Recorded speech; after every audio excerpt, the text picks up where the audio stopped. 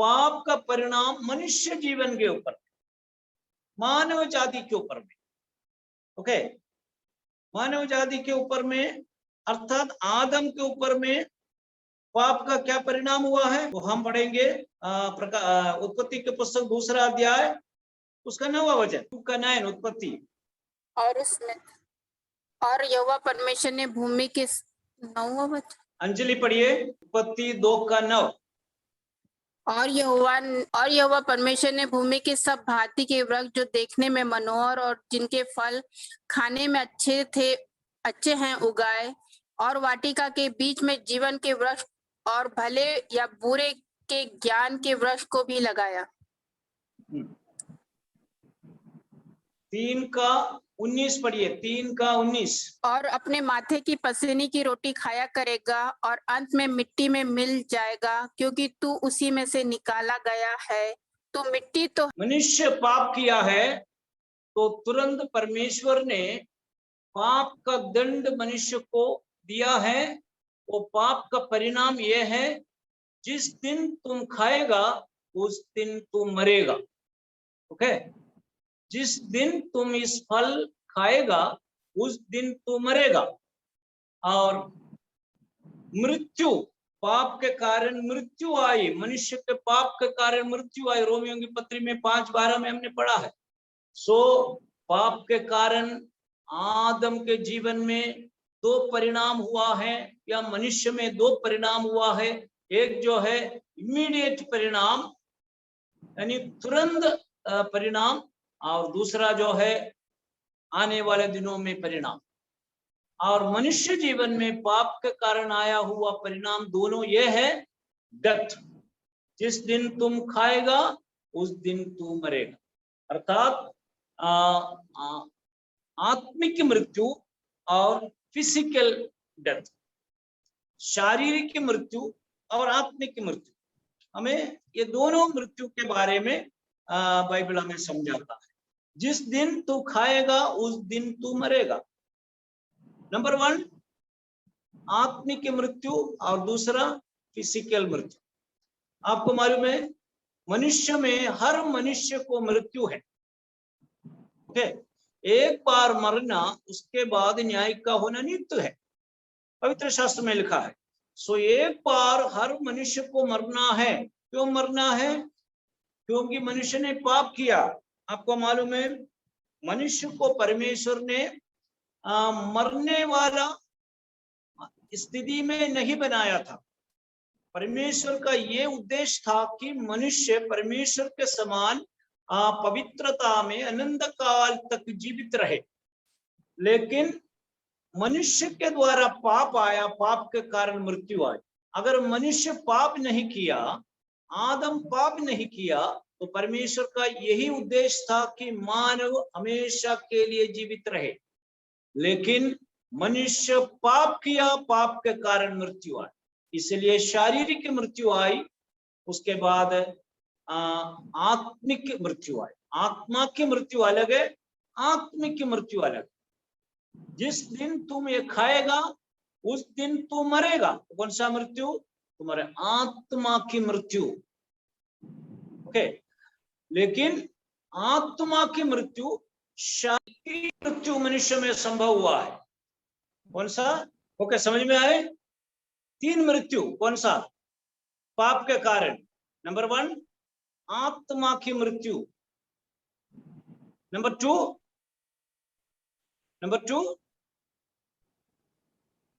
शारीरिक मृत्यु, नंबर 3 आत्मिक मृत्यु, ओके। आत्मा की मृत्यु, आत्मिक मृत्यु, शारीरिक मृत्यु, ये 3 मृत्यु मनुष्य जीवन में संभव हुआ इसलिए कि मनुष्य ने पाप किया। इमीडिएट कॉन्सिक्वेंसेस क्या था? तुरंत मनुष्य में क्या परिणाम हुआ?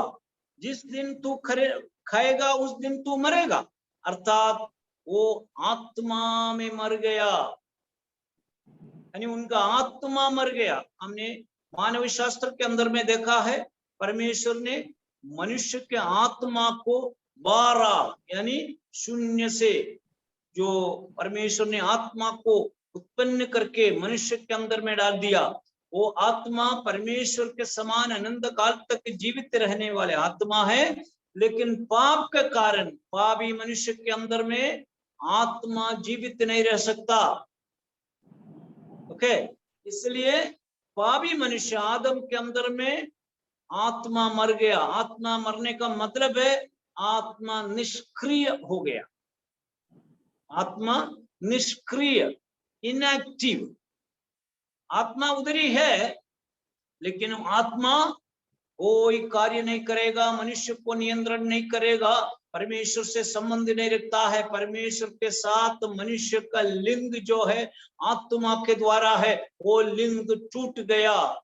इसलिए हम कहता है तुम्हारा आत्मा मर गया। प्रभु यीशु मसीह ने भी बताया है, मरे हुए अपने मरे हुए को दफना दे।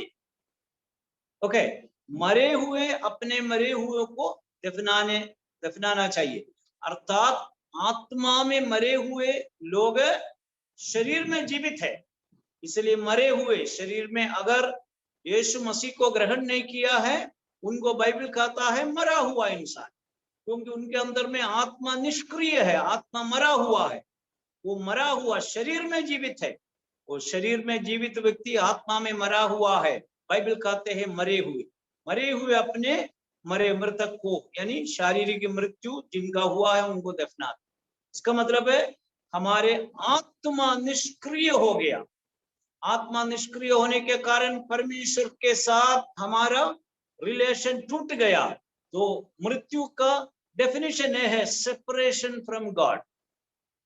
सो परमेश्वर से दूर हो गया। तो ये दिन वाटिका में हमें ये देखने को मिलता है, जब परमेश्वर के उद्देश्य के विरुद्ध में मनुष्य पाप किया है, उस समय यानी मनुष्य महिमा रहित हो गया। परमेश्वर की महिमा के ओढ़नी वस्त्र के रूप में आदम व हव्वा पहनते थे, लेकिन पाप के कारण परमेश्वर की महिमा उसमें से अलग हो गया और मनुष्य उनके अंदर में उनकी आत्मा निष्क्रिय हो गया। इसलिए हम कहते हैं आत्मा में मर गया। इसलिए जिस दिन तुम खाओगे उस दिन मरेंगे। कैसे मरा? आत्मा मर गया है लेकिन शरीर जीवित है। दूसरा परिणाम यह हुआ है, पाप करने के कारण शारीरिक मृत्यु भी मनुष्य को आ गया। 60, 70, 80, 90 साल के बाद हर मनुष्य को मरना है, लेकिन परमेश्वर ने जो मनुष्य को सृष्टि करके रखा है, मरने वाली स्थिति में नहीं था। जैसे कि स्वर्गदूत को सृष्टि किया, स्वर्गदूत मरता नहीं है। ओके, स्वर्गदूत मरता नहीं है। ठीक उसी प्रकार मनुष्य भी नहीं मर सकता। उस रीति से मनुष्य को बनाया है, लेकिन मनुष्य ने पाप किया। पाप के कारण परमेश्वर ने मनुष्य के जीवन में 3 प्रकार की मृत्यु लाई। नंबर 1, आत्मा मर जाता है। नंबर 2, शरीर मर जाता है। इसलिए हर मनुष्य को मरना। कई लोग सोचते हैं मसीह बनने के बाद नहीं मरता है? मसीह बनो या गैर मसीह रहो, लेकिन ये शरीर जो है, इस शरीर के अंदर में पाप है। हम पाप के संतान है। हमारे पुरखाओं ने पाप किया है और वो पाप परंपरागत हमारे जीवन में आया। हम पापी है तो इस शरीर पाप किया है, इस शरीर को भी दंड देना चाहिए। इसलिए परमेश्वर ने सारे मनुष्य के ऊपर में पाप लाया। क्यों सब लोग मरते हैं? क्योंकि सबने पाप किया। इसलिए इब्रानियों की पत्री में बोला, एक मनुष्य के लिए एक बार मरना, सभी मनुष्य के लिए मरना है। मसीह हो गैर मसीह हो, सब पापी है। इसलिए नंबर 1, आत्मा मर गया यानी निष्क्रिय हो गया। नंबर 2, उनके शरीर भी मर जाता है। पाप का परिणाम मैं बोल रहा हूं, मनुष्य जीवन में पाप का परिणाम। और वो उसका लाइफ स्पैन खत्म होने के बाद 60, 70, 80, 90 ये आयु बाइबल में दिया गया है। 80 साल के बाद या कुछ लोग कुछ साल और जिएंगे, लेकिन उसके बाद तो मरना है। कारण क्या है? चिरंजीव कोई नहीं रहेगा, सबको मरना है। कारण मनुष्य है, मनुष्य के अंदर में पाप है, पाप का परिणाम। ओके, नंबर 3, और हम देखते हैं स्पिरिचुअल डेथ, आत्मिक मृत्यु, कंफ्यूज नहीं होना, आत्मा की मृत्यु और आत्मिक मृत्यु और शारीरिक मृत्यु, तीन मृत्यु। सो स्पिरिचुअल डेथ, आत्मिक मृत्यु, उसको दूसरा नाम भी बाइबल बताया है, वो है दूसरी मृत्यु, सेकंड डेथ। ओके, हम पढ़ेंगे प्रकाशित वाक्य उसका 20, प्रकाशित वाक्य 20 उसका 6 पढ़िए। जब धन्य है और वो पवित्र है जो इस पहले पुनरुत्थान के भागी है, ऐसों पर दूसरी मृत्यु का कुछ भी अधिकार नहीं, पर वे परमेश्वर और मसीह के याजक होंगे और उसके साथ 1000 वर्ष तक राज्य करेंगे। धन्य और पवित्र वो है जो इस पहले पुनरुत्थान का भागी है, ऐसों पर दूसरी मृत्यु का कुछ भी अधिकार नहीं। दूसरी मृत्यु, ओके, ये आत्मिक मृत्यु को बाइबल दूसरा नाम दिया है दूसरी मृत्यु। ओके, और हम देखेंगे उसका 14 पद में इस प्रकार लिखा है, मृत्यु और अधोलोक आग की झील में डाले गए हैं। ये आग की झील दूसरी मृत्यु, ओके, दूसरी मृत्यु, आग की झील में सारी पापियों को अंतिम न्याय के बाद डाल दिया जाएगा, आग की झील में। सो वो अनंत काल तक आग की झील में तड़पते रहेंगे। ये आग की झील को प्रकाशित वाक्य में दिया गया दूसरा नाम है सेकंड डेथ, दूसरी मृत्यु। ओके, 21 अध्याय उसका 8 में लिखा हुआ है, परंतु डरपोकों और अविश्वासियों और घिनौने और हत्यारे और व्यभिचारियों और टोनों और मूर्ति पूजकों और सब झूठे काम का भाग उस झील में मिलेगा जो आग और गंधक से जलती रहती है। यह दूसरी मृत्यु है। ओके, सो इस दूसरी मृत्यु को आत्मिक मृत्यु, आत्मिक रीति से जो मनुष्य, पापी मनुष्य को आग की झील में डाल दिया जाएगा और अनंत काल आग की झील में तड़पते रहेंगे। So that is the spiritual death या सेकंड डेथ। ओके, सभी मनुष्य को अंतिम न्याय, श्वेत सिंहासन के सामने न्याय करके उनका पाप के अनुसार न्याय करके उनको इस भीषण आग की झील में डाल दिया जाएगा। वहां पर कीड़ा नहीं मरता, वहां आग जलती है। ऐसे बड़े आग के झील इस पृथ्वी के अंदर में, अधोलोक में परमेश्वर तैयार किया हुआ है। ये पापी शैतान के लिए तैयार किया है, लेकिन उस पाप में शैतान के साथ मनुष्य भी भाग लेने के कारण पापी इंसान को ये भी मृत्यु भविष्य काल के परिणाम है। तुरंत परिणाम आत्मा मर गया और बाद में शरीर मर जाता है, और उसके भी बाद दूसरी मृत्यु में पापी को डाल दिया। याद रखिए, इस दूसरी मृत्यु या आग की झील वाली मृत्यु वो केवल पापियों का है, लेकिन परमेश्वर के लोगों को ये तीसरी मृत्यु नहीं है या दूसरी मृत्यु नहीं है। उनको दो मृत्यु है, आत्मा की मृत्यु और शरीर के मृत्यु। लेकिन इस दूसरी मृत्यु अर्थात अधोलोक के आग की झील में डालने वाली मृत्यु पवित्र लोगों को, परमेश्वर के भक्तों को नहीं। सो इस प्रकार तीन मृत्यु मनुष्य के पाप के कारण उनके जीवन में परिणाम के रूप में परमेश्वर ने दे दिया। नाउ हम आखिरी पॉइंट, आज के क्लास के आखिरी पॉइंट में, तीसरा, पाप के कारण the effect on the nature, इस पृथ्वी और इस नेचर के ऊपर में, प्रकृति के ऊपर में बुरा असर हो गया है लूसीफर के पाप के कारण। पृथ्वी के ऊपर में लूसीफर के पाप के कारण या मनुष्य के पाप के कारण असर हो गया है। सो परिणाम प्रकृति के ऊपर परिणाम। जल्दी 1-2 वचन बोल करके हम समाप्त करें। पढ़िए उत्पत्ति 3 उसका 17 पढ़िए। उत्पत्ति 3 का 17। 3 का 17। और आदम ने उससे कहा, तूने जो अपनी पत्नी की बात सुनी और जिस वृक्ष के फल के विषय में मैंने तुझे आज्ञा दी थी कि तू उसे न खाना, उसको तूने खाया है, इसलिए भूमि तेरे कारण श्रापित है। तू उसकी बस उपज इसलिए भूमि तेरे कारण श्रापित है। ओके, पृथ्वी श्रापित हो गया। जब परमेश्वर ने इस पृथ्वी को बनाया, इस पृथ्वी बहुत ही फर्टाइल लैंड था, इसमें कोई श्राप नहीं था। आज पृथ्वी श्रापित हो गया है। आज इस पृथ्वी को फल, पृथ्वी के जो जीव जंतु या वनस्पति पूरा फल उपजाऊ नहीं है, फल नहीं देते हैं। अभी हमें खाद डालना पड़ता है, उसके लिए मेहनत करना पड़ता है, तभी वनस्पति हमारे लिए फल उत्पन्न करेगी। लेकिन पहली पृथ्वी ऐसा नहीं था। ये पृथ्वी के ऊपर से उसके गुण नष्ट हो गया है। कारण क्या है? मनुष्य ने पाप किया है। पाप का परिणाम पृथ्वी के ऊपर, नेचर के ऊपर में, प्रकृति के ऊपर में आया है। तेरे कारण ये पृथ्वी श्रापित हो। आई समझ?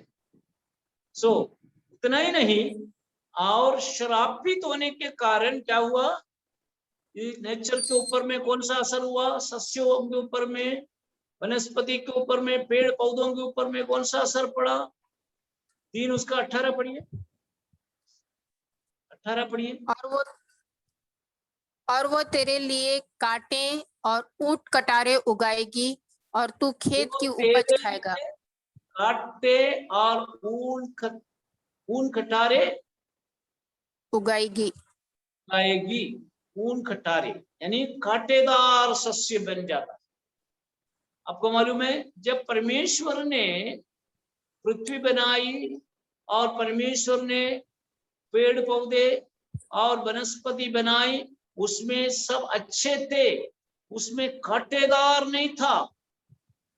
आज रोज फ्लावर अच्छा है, लेकिन वो झाड़ में कांटे हैं। ओके, अनेक पौधे आज कांटेदार हो गया है। कारण क्या है? तेरे कारण, तेरे श्राप के कारण तुम्हारे लिए कांटे ऊन कटारे उगेगा। इसका मतलब है, अगर पाप नहीं था, पाप के पहले इस दुनिया की कोई भी वृक्ष इस प्रकार कांटेदार नहीं था। ये पाप के कारण हो गया है। पृथ्वी उसका उपज नहीं दे पा रहे हैं, पाप के कारण श्रापित हो गया है। ऊन कटारे उगने लगे हैं। और दूसरा, जंतु जानवर जगत में भी वैर उत्पन्न हो गया है।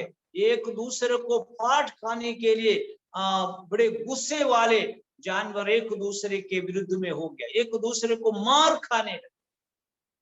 लेकिन स्थिति प्रभु यीशु मसीह के राज्य काल में बदल जाएगी। जानवर जगत में परिवर्तन आएगा, वो अलग बात है, और हम भविष्य काल के शास्त्र में उस विषय को सीखेंगे। लेकिन आज के क्लास को मैं यहाँ पर समाप्त करते समय आपको बताना चाहता हूं, द रिजल्ट ऑफ सिन, पाप का परिणाम, द कॉन्सिक्वेंसेस ऑफ सिन। आमीन। 3 जगत में पाप के कारण परिणाम हुआ है। Number 1, Lucifer. लूसीफर को कौन सा परिणाम हुआ? लूसीफर अपना पोजीशन खो गया, स्वर्ग में से गिर गया। नंबर 2, लूसीफर जो को भविष्य काल में एक परिणाम होगा, उसे पकड़कर आग के झील में तड़पने के लिए अनंत काल तक डाल दिया जाएगा। फिर आमीन, फिर हम देखते हैं कि उसको स्वर्ग के पदवी नष्ट हो गया। उस जगह में पृथ्वी में ड्रैगन नाम, अजगर नाम, सांप नाम, पुराना नाम, सांप, सर्प, इस प्रकार के नाम उनको दे दिया। और मनुष्य के ऊपर में कौन सा परिणाम आया? पाप किया, परमेश्वर के आज्ञा का उल्लंघन मनुष्य का पाप था। वो पाप के कारण मनुष्य का आत्मा निष्क्रिय हो गया, आत्मा मर गया। नंबर 2, मनुष्य में शारीरिक मृत्यु आई। स्वर्गदूत के समान बिना मृत्यु रहने के लिए परमेश्वर बनाया था, लेकिन पाप करके परमेश्वर की आज्ञा का उल्लंघन करने के कारण, हमार्टिया जो लक्ष्य चूकने के कारण मनुष्य का शरीर पाप का अधीनता में हो गया। नंबर 3, आग की झील में पापियों को भविष्य काल में डाल दिया जाएगा, और श्वेत सिंहासन के न्याय के बाद जिनका नाम जीवन की पुस्तक में नहीं है, वो पापी लोग हैं, उनको पकड़कर सीधा आग की झील में, जहां पर शैतान को ऑलरेडी डाल दिया था, उस आग के झील में अनंत काल के लिए डाल दिया जाएगा। पाप का इतना बड़ा परिणाम इस जगत में आया, जो हम देखते हैं कि नेचर के ऊपर में परिणाम आया, प्रकृति के ऊपर। कौन सा परिणाम? दुनिया श्रापित हो गया, दुनिया श्रापित हो गया, कांटे ऊन खटारे उगने लगे, और दुनिया के अंदर में वायर उत्पन्न हो, जानवर जगत में वायर उत्पन्न हुआ। इस प्रकार की सारी स्थिति मनुष्य के पाप के कारण इस जगत में आया है। सो लूसीफर, मनुष्य और नेचर, प्रकृति, सब कुछ पाप के कारण श्रापित हो गया है, उसका परिणाम इसके ऊपर में आ गया है।